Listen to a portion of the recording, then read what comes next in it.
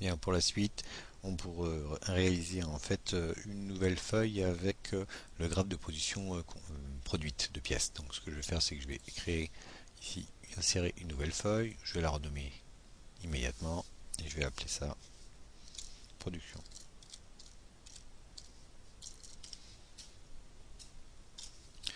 Je vais rechercher mes données ici. Donc les données, je les reprends. Elles étaient ici. Donc là, j'ai juste à faire sélectionner, faire un copier. Je reviens en production et je viens recoller toutes mes données. Voilà, donc là je retrouve toutes mes données. Donc la première des choses pour pouvoir tracer une courbe de Pareto, c'est effectivement remettre dans l'ordre, en fait, dans l'ordre décroissant, tout mon tableau. Donc c'est ce que je vais faire. Je sélectionne et je viens ici chercher dans données, trier, alors de A à Z, on va cliquer dessus, trier, voilà, par je choisis si je veux trier en fonction de la référence, en fonction du nombre de pièces ou en fonction du pourcentage. Alors que je prenne pourcentage ou nombre de pièces, ça n'aura pas d'importance puisque le résultat sera le même. Donc là, je demande trier.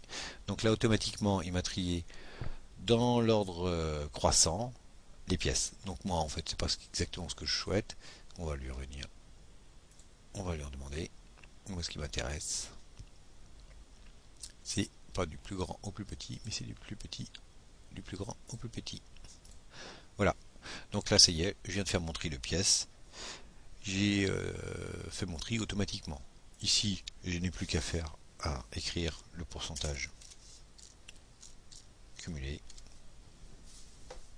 Enter, et puis refaire le calcul exactement comme ce qu'on a fait tout à l'heure, et tracer ma courbe.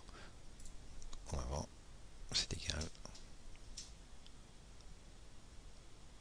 Alors la première formule est là, Enter, et ici le pourcentage cumulé, c'est bien la somme de cette valeur-là, plus cette valeur-là. Donc là, j'ai juste à faire le petit calcul, ça, plus cela. Enter, et je tire vers le bas. Voilà, je vais remettre alors une petite astuce là pour être un peu dans le même style de présentation.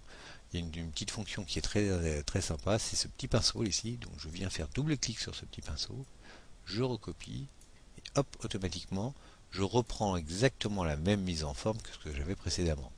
Rien n'empêche dans ce zone-là de dire bah voilà, ça c'est mon résultat, je vais le mettre en rouge, pas de problème. Maintenant, là je viens de vous montrer comment faire un copier-coller. On va faire une petite pause.